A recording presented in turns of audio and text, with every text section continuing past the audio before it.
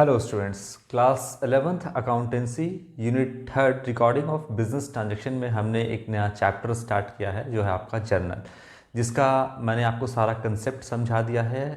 Debit credit का सारा rule मैंने आपको बता दिया है और एक प्रैक्टिकल क्वेश्चन भी मैंने सॉल्व करके आपको दिखाया था कि किस तरीके से वो रूल काम करता है, किस तरीके से उस रूल पर हम जर्नल एंट्री को रिकॉर्ड करते हैं, यानी बिजनेस के सारे ट्रांजैक्शन को रिकॉर्ड करते हैं।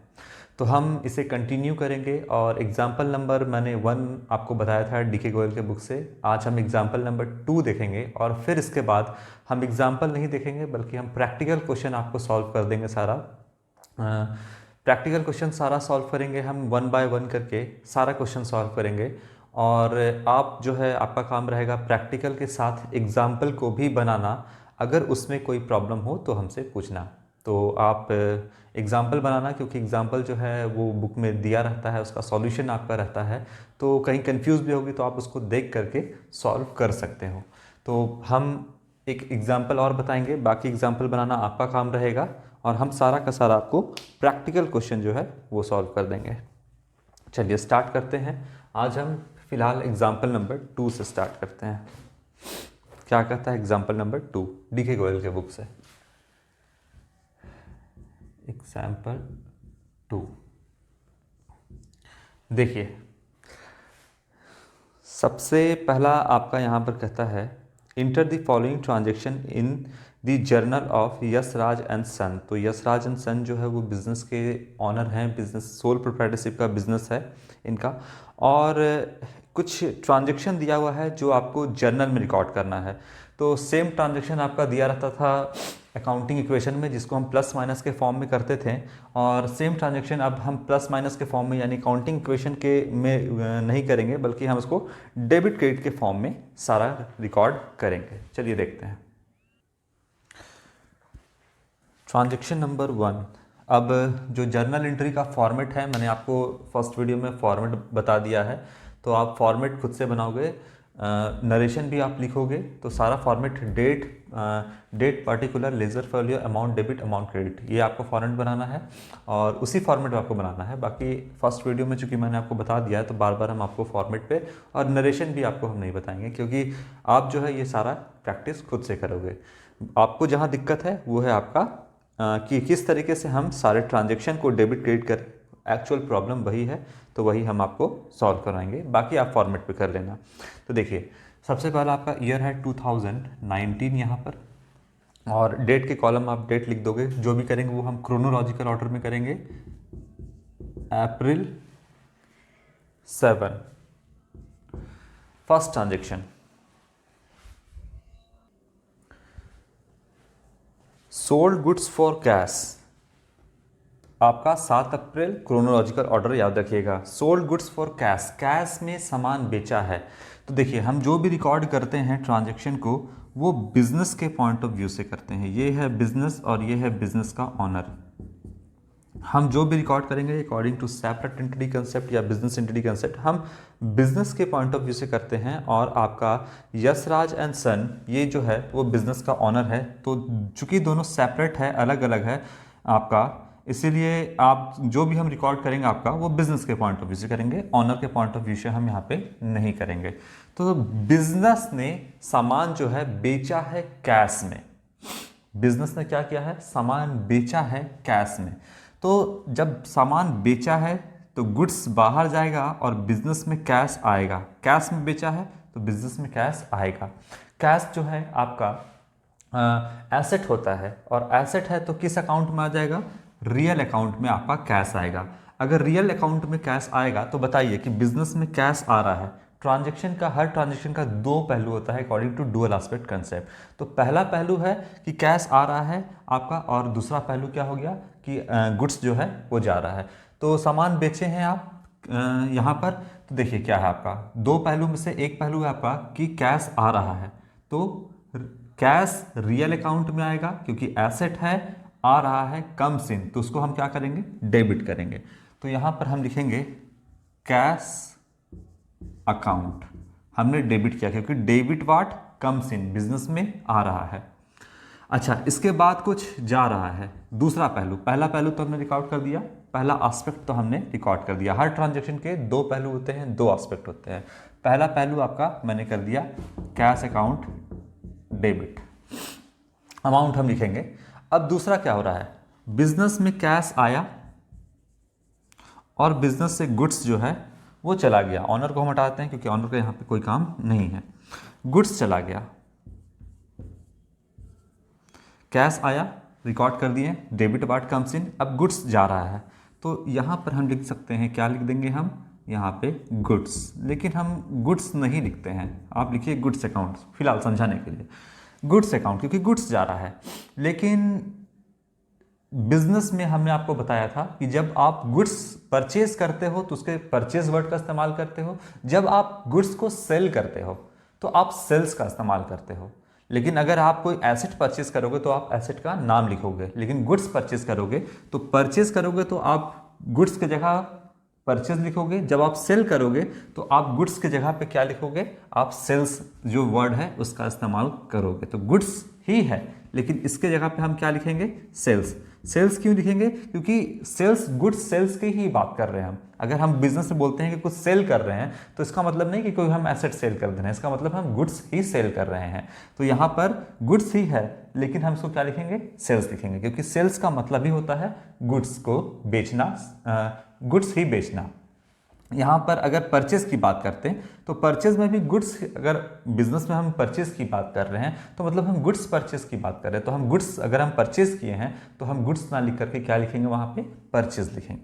तो यहाँ पर फिलहाल सेल कर रहे हैं, गुड्स ही है लेकिन इसमें हम लिखेंगे क्या, सेल। सेल का मतलब क्या होता है, गुड्स सेल, इसीलिए हम यहाँ पे सेल्स लिखते हैं। क्लियर है बात।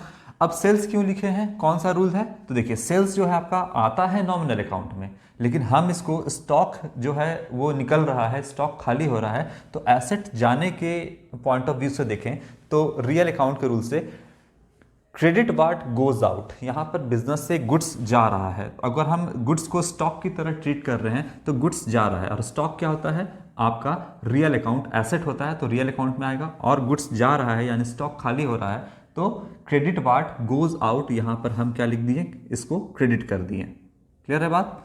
अच्छा, अगर आप बात करें कि अगर हम जो गुड्स है उसको परचेज कर रहे हैं, अगर मान लीजिए गुड्स हम परचेज कर रहे हैं तो क्या जनरल एंट्री बनाएगा, परचेज अकाउंट डेबिट, अगर कैश में है तो कैश अकाउंट क्रेडिट। अगर हम परचेज को नॉमिनल अकाउंट मानते हैं, एक चीज हम आपको समझा रहे हैं, अगर हम परचेज को नॉमिनल अकाउंट मानते हैं, नॉमिनल अकाउंट के रूल से अगर हमने गुड्स परचेज किया बिजनेस में तो हमने एक्सपेंस किया, अगर एक्सपेंस किया तो भी डेबिट होगा, और अगर हम रियल अकाउंट मानते हैं तो स्टॉक बढ़ रहा है तो भी ये डेबिट ही होगा। तो दोनों केस में एक्चुअली में वो डेबिट ही होना है। क्लियर है बात।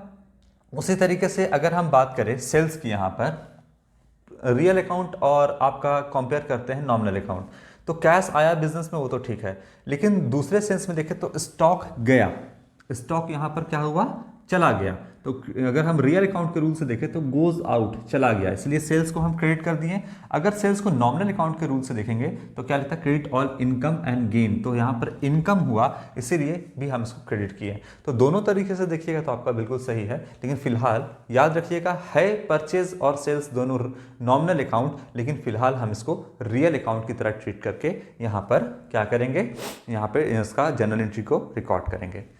तो debit part comes in and credit part goes out real account के रूल से। कितने का है अमाउंट, 13,000 रुपए का, तो यहां पे लिख देंगे 13,000 रुपीज।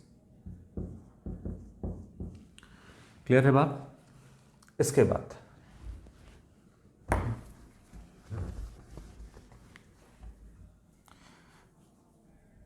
जो प्रॉब्लम होगा आप लोगों को शुरुआत में ही होगा, बाकी आपका बनाते बनाते आपको फिर रूल भी जो है दिमाग में इस तरीके से बैठ जाएगा कि कोई प्रॉब्लम नहीं है। 9 अप्रैल को क्या हो रहा है, क्रोनोलॉजिकल ऑर्डर याद रखिएगा। 9 अप्रैल को 7 के बाद 9 तारीख सोल्ड गुड्स टू महेश। इस बार महेश को जो है वो सामान बेचा गया है, यानी बिजनेस ने सामान बेचा है। ठीक है, किसको बेचा है, तो महेश को, महेश को बिजनेस ने सामान बेचा है। तो महेश जो है वो कौन है, एक पर्सन है, क्या लिखा है बिजनेस ने कैश में बेचा है? अगर कैश में बेचता तो यहाँ पर लिख देता sold goods to Mahesh for cash, यानी कैश में बेचता तो कैश लिख देता। लेकिन यहाँ पर कहीं भी नहीं लिखा हुआ है क्वेश्चन में, सिर्फ लिखा हुआ है सोल्ड गुड्स टू महेश। तो महेश का नाम लिखा हुआ है, इसका मतलब उधार में यानी क्रेडिट में जो है यहाँ पर सामान को बेचा गया है। किसको बेचा गया है? महेश को बेचा गया है, उधार में बेचा गया है, क्रेडिट में, यानी बिजनेस ने उधार में महेश को सामान बेचा है, कैश में नहीं बेचा है क्योंकि नाम लिखा हुआ है। अगर नाम है तो इसका मतलब कि महेश को सामान जो है वो उधार में बेचा है। इसके आगे अगर फॉर कैश लिख देता तो मतलब हम मानते कि उसको कैश में बेचा गया है। फिलहाल हमको महेश को सामान बेचे हैं, तो महेश कौन सा अकाउंट है? पर्सन है तो किस में आ जाएगा? पर्सनल अकाउंट में आ जाएगा। महेश पर्सन है, पर्सनल अकाउंट में आ जाएगा। महेश को सामान बेचा गया है तो महेश जो है वो सामान को रिसीव किया, यानी ये रिसीवर है। तो देखिए डेबिट द रिसीवर, तो महेश को हम क्या कर देंगे? डेबिट कर देंगे क्योंकि ये सामान को रिसीव किया है पर्सनल अकाउंट के रूप से, महेश, ठीक है, डेबिट कर देंगे इसको हम, डेबिट द रिसीवर। ट्रांजैक्शन के एक पहलू को हमने रिकॉर्ड कर दिया। दूसरा कि बिजनेस से गुड्स जो है वो चला गया। क्या बेचे हैं? गुड्स बेचे हैं, तो गुड्स चला गया है।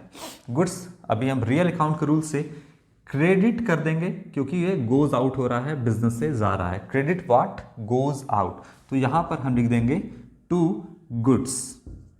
लेकिन आपको तो अभी हमने बताया कि गुड्स की जगह पे हम क्या लिखेंगे? हम सेल कर रहे हैं, तो सेल का मतलब गुड्स सेल ही होता है, इसीलिए हम यहाँ पे गुड्स ना लिख करके क्या लिखेंगे?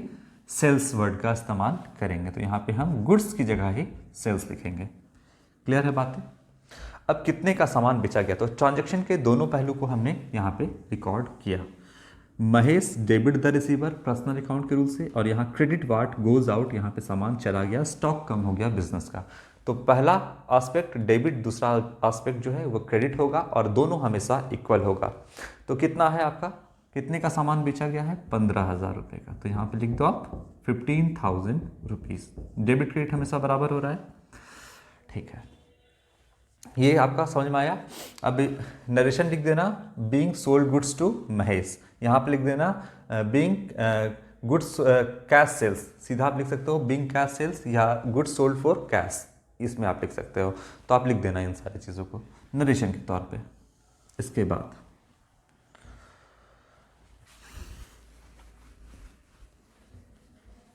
सब कुछ बिजनेस के पॉइंट ऑफ व्यू से।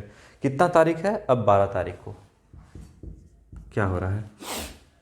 बोलता है receive cash from Mahesh. Mahesh को उधार में हमने सामान बेचा था। अब महेश जो है कितने का उधार बेचा था? तो 15,000 रुपये का महेश को दिए थे। अब महेश हमको पैसा दे रहा है, हमको मतलब बिजनेस को पैसा देगा क्योंकि बिजनेस ने महेश को बेचा था। तो बिजनेस के पास कैश आएगा, कैश एसेट होता है तो रियल अकाउंट में आएगा। बिजनेस के पास आ रहा है कम से, तो क्या कर देंगे? डेबिट कर देंगे। तो यहाँ पर हो जाएगा cash account debit real account के रूप से डेबिट वाट कम्स इन। कितना दे रहा है? 15,000 देना था, लेकिन यहाँ पर दे कितना रहा है? यहाँ पे 10,000 रुपये दे रहा है, 5,000 बाद में देगा, ठीक है। तो एक पहलू को रिकॉर्ड कर लिए। दूसरा, दे कौन रहा है? टू कौन दे रहा है? महेश दे रहा है। तो महेश दे रहा है। अबरी महेश कौन है बताइए? इस समय महेश कौन है? गिवर है, क्योंकि ये गिव कर रहा है, दे रहा है। किसे दे रहा है? तो बिजनेस को दे रहा है, ठीक है, गिवर है। तो क्या कर देंगे? महेश को credit the giver. Mahesh personal account है, यहाँ पे क्या रूल बैठेगा? Credit the giver. इसीलिए यहाँ पर महेश को हम क्या कर देंगे? क्रेडिट कर देंगे। पर्सनल अकाउंट है, पर्सनल अकाउंट में जाएगा। क्रेडिट क्यों कर रहे हैं? क्योंकि ये गिव कर रहा है, दे रहा है, तो क्रेडिट द गिवर। कितना दे रहा है? 10,000 रुपये। तो हम यहाँ पे 10,000 लिख देते हैं, ठीक है। नरेशन में लिख दीजिएगा being cash receive from Mahesh. Being करके या फॉर करके आप लिख सकते हैं। ये हो गया। क्रोनोलॉजिकल ऑर्डर में चल रहे हैं। 18 नंबर क्या कहता है? 18 तारीख को क्या कहता है? Transaction sold goods to Suresh for cash. तो यहाँ पर सुरेश को सामान बेचा गया है। अब फटाफट बनाएंगे। सुरेश को सामान बेचा गया है। कौन बेचा है सामान? तो यहाँ पर बिजनेस ने बेचा है सुरेश को। सुरेश पर्सन है, पर्सनल अकाउंट में आ जाएगा। यहाँ पर रिसीव कर रहा है ना, ये रिसीव कर रहा है, बिजनेस दे रहा है तो ये रिसीव कर रहा है, तो डेबिट द रिसीवर। यहाँ पर हम सुरेश को क्या कर देंगे, डेबिट कर देंगे। लेकिन 1 मिनट रुक जाइएगा, आगे लिखा है फॉर कैश।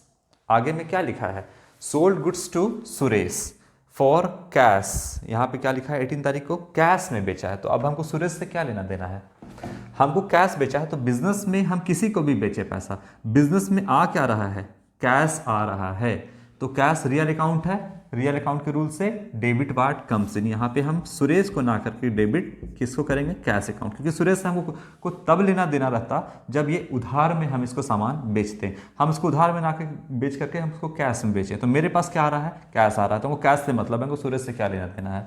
तो हम कैश अकाउंट को डेबिट कर दिए, डेबिट वाट कम्स इन। सामान बेचे हैं तो यहाँ पे गुड्स लिखिएगा, लेकिन गुड्स की जगह क्या इस्तेमाल होता है, सेल्स, तो यहाँ पे सेल्स अकाउंट। तो debit watt comes in real account के रूल से, पैसा आया, गुड्स गया, स्टॉक कम हुआ, credit what goes out real account के रूल से। अब अमाउंट बैठाते हैं, कितने का सामान बेचा गया है, 12,600 रुपये का सामान जो है बेचा गया है, ये लिख देते हैं हम। चलिए नरेशन आप लोग लिख लीजिएगा, being goods sold for cash, ये लिख दीजिएगा, हो जाएगा आपका।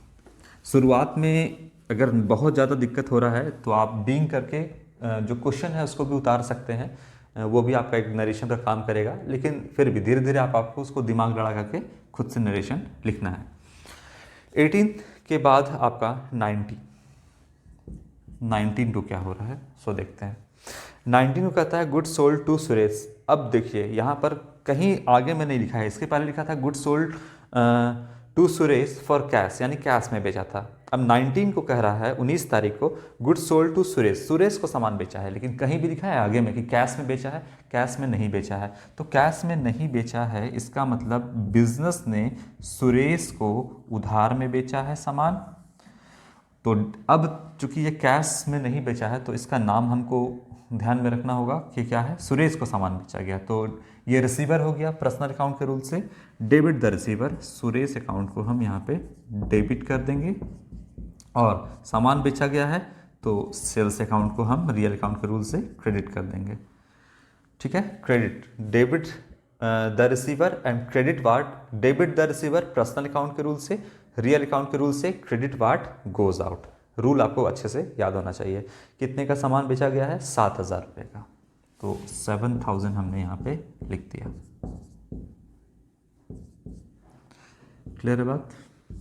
इसके बाद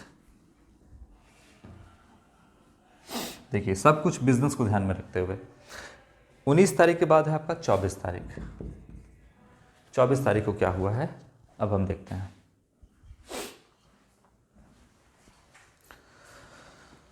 withdraw cash from office for personal use, यहाँ पर अपने निजी इस्तेमाल के लिए जो बिजनेस का ऑनर है यानी यश राज एंड सन, उसने अपने, ये बिजनेस का ऑनर है और अपने निजी इस्तेमाल के लिए बिजनेस से कैश जो है वो विड्रॉ कर लिया है, ऑफिस से कैश विड्रॉ कर लिया है पर्सनल यूज़ के लिए 2,500 रुपये।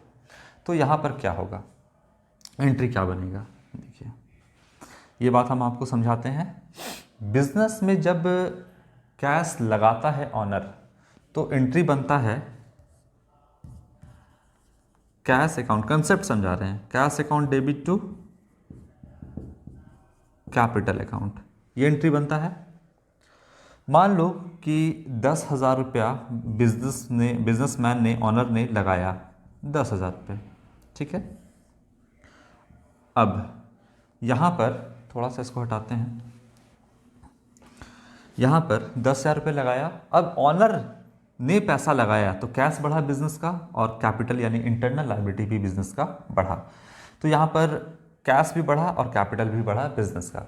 अब मान लो कि इसमें से ऑनर अपने पर्सनल यूज़ के लिए 2,000 रुपये निकालता है, इसमें से 2,000 रुपये पर्सनल यूज़ के लिए निकालता है, तो एंट्री जस्ट रिवर्स हो जाएगा। क्यों रिवर्स हो जाएगा वो अभी हम बताते हैं। क्या लिखेंगे, capital account debit to cash account, उल्टा कर दिए। कैपिटल यहाँ पे जब इन्वेस्ट किया था पैसा 10,000 रुपये तो कैश टू कैपिटल लिखे थे, अब उलट दिए, क्या कर दिए, कैपिटल टू कैश। कितना निकाला, मान लीजिए 2,000 रुपये निकाल लिया।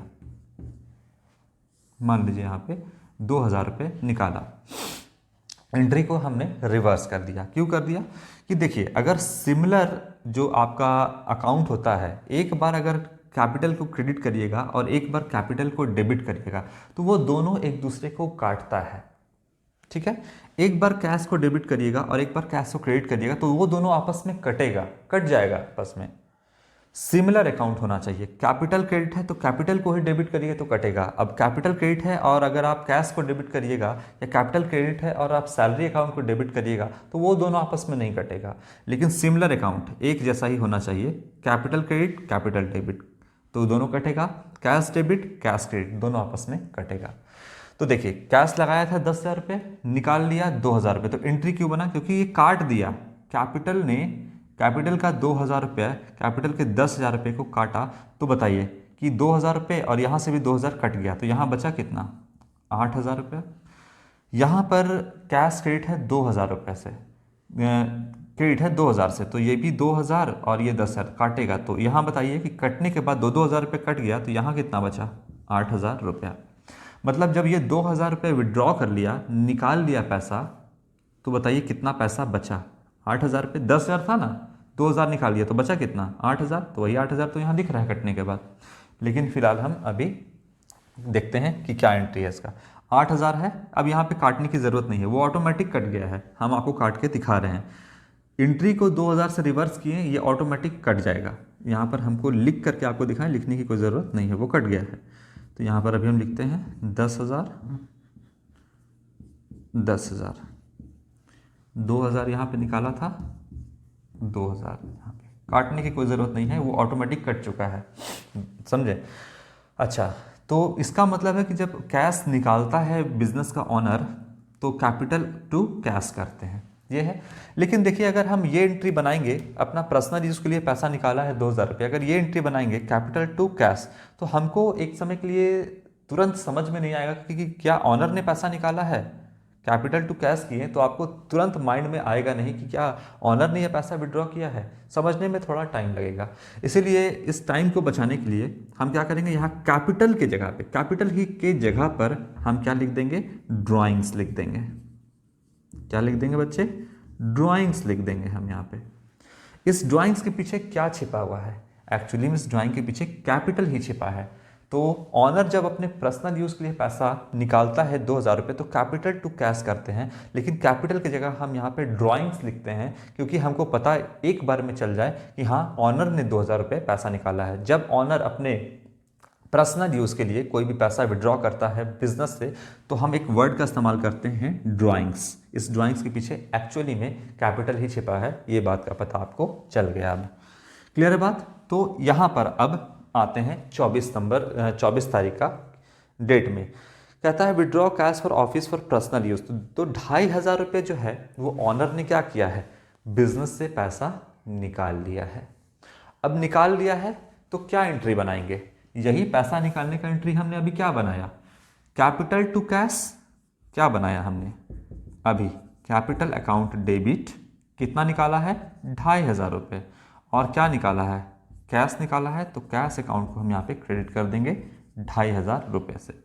इस कैपिटल की जगह पे हम क्या वर्ड का इस्तेमाल करेंगे? ड्राइंग्स वर्ड का इस्तेमाल करेंगे, ताकि हमको एक झटके में ये पता चले कि ऑनर ने पैसा विड्रॉ किया है। तो यहाँ पे हम लिखेंगे कैपिटल अकाउंट की जगह ड्राइंग्स अकाउंट को हमने डेबिट किया। रीज़न आपको आपने अभी समझा दिया। क्लियर है बात? तो यहाँ पर ऑटोमेटिक जो कैपिटल इन्वेस्टेड था, जितना भी इन्वेस्ट किया होगा, फिलहाल आपको नहीं दिया है अभी कि कितना इन्वेस्ट किया है, वो ऑटोमेटिक कट जाएगा आपस में, काटने की ज़रूरत आपको नहीं है। क्लियर है बात? तो drawings account debit to cash, owner ने पर्सनल यूज़ के लिए कैश विड्रॉ किया, drawings account debit to cash, ये आपका जर्नल एंट्री बनेगा।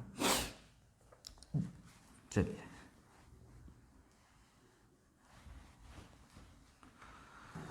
यहाँ पे इसको हम लिख देते हैं।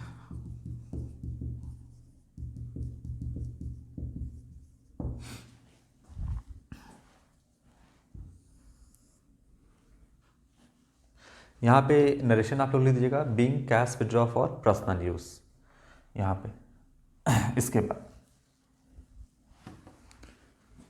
24 तारीख का हो गया।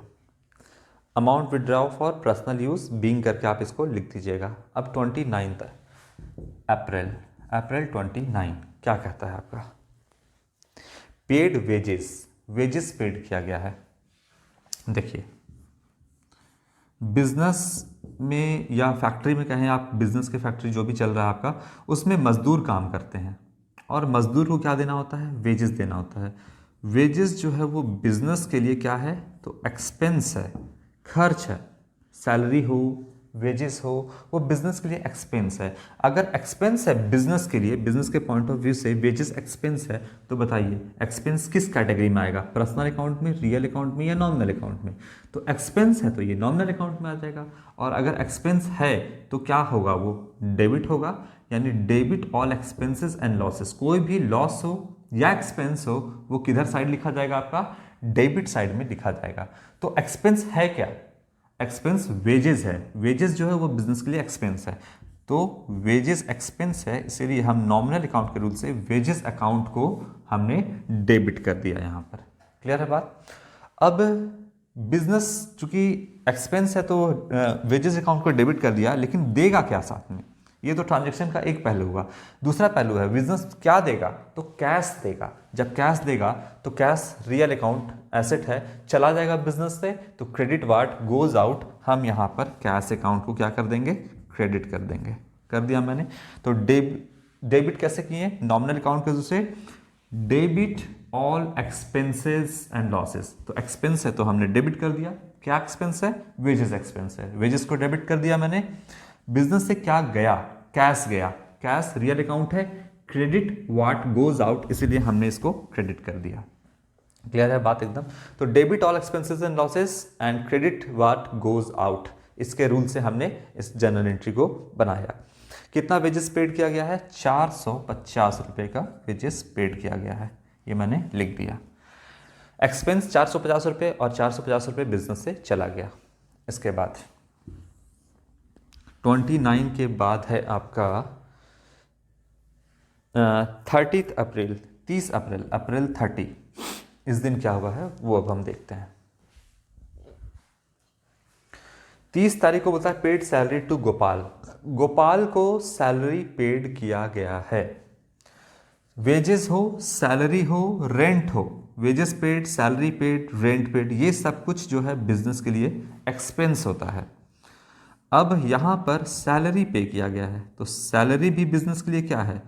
एक्सपेंस है। किसे पे किया गया है? गोपाल को। अरे सैलरी गोपाल को पे किया गया हो, राम को, श्याम को, किसी को भी पे किया गया है, हमको उससे मतलब नहीं है कि किसको पे किया गया है। बिजनेस के लिए एक्सपेंस गोपाल नहीं है, श्याम नहीं है, राम नहीं है, कोई पर्सन एक्सपेंस नहीं है, बल्कि बिजनेस के लिए एक्सपेंस जो है वो सैलरी है। तो हम क्या करेंगे? सैलरी एक्सपेंस है तो expense debit all expenses, nominal account के रूल से हम सैलरी को डेबिट करेंगे। किसको डेबिट करेंगे? सैलरी को। गोपाल को दिया गया है, राम को दिया गया है, सीता को दिया गया है, उससे मतलब नहीं है। गोपाल, राम, श्याम, सीता, जो भी आपका नाम है वो एक्सपेंस नहीं है बिजनेस के लिए। एक्सपेंस क्या है? सैलरी एक्सपेंस है, तो हम सैलरी अकाउंट को डेबिट करेंगे नॉमिनल अकाउंट के रूल से, डेबिट ऑल एक्सपेंसेस। क्या दिया होगा सैलरी में? सैलरी में क्या दिया होगा? कैश दिया होगा, तो यहां पे रियल अकाउंट के रूल से एसेट है, तो क्रेडिट व्हाट गोज आउट, जो कैश है बिजनेस से चला जा रहा है, क्रेडिट व्हाट गोज आउट, इसलिए हम हमने इसको क्रेडिट कर दिया। क्लियर है बात? कितने का हमने सैलरी दिया? तो बिजनेस ने जो है वो सैलरी दिया कितने का? तो यहां पर अमाउंट जो है वो 1200 रुपये का, 1200 रुपये का सैलरी पेड किया। चलिए 30 तारीख के बाद एक और आपका है, 30 तारीख को एक और ट्रांजैक्शन हुआ है। बोलता है रिसीव्ड कमीशन। कमीशन जो है यहाँ पर बिजनेस में कुछ ऐसा काम होता है जिसके बदले में बिजनेस को कमीशन मिलता है, तो वो कमीशन रिसीव हुआ है बिजनेस को। अब बिजनेस को कमीशन रिसीव हुआ है तो बिजनेस के लिए इनकम है। बिजनेस को कमीशन रिसीव हुआ तो बिजनेस के लिए इनकम है। अब बिजनेस में कमीशन के तौर पे आया क्या है? कैश आया। क्या आया? कैश आया कमीशन के तौर पे। कैश एसेट है, कम्स इन हुआ बिजनेस में, आया, तो डेबिट व्हाट कम्स इन, इसलिए कैश अकाउंट को हम डेबिट कर देंगे। एक पहलू रिकॉर्ड कर दिया। दूसरा, कमीशन बिजनेस के लिए इनकम है, अगर इनकम है तो बताइए किस अकाउंट में आएगा। देखिए इनकम यहाँ लिखा हुआ है, इनकम यहाँ पर आपका लिखा हुआ है, तो किस अकाउंट में आपका आ जाएगा, ये आपका नॉमिनल अकाउंट में आएगा। इनकम है, कमीशन रिसीव हुआ है, तो कमीशन रिसीव जो है वो बिजनेस के लिए इनकम है।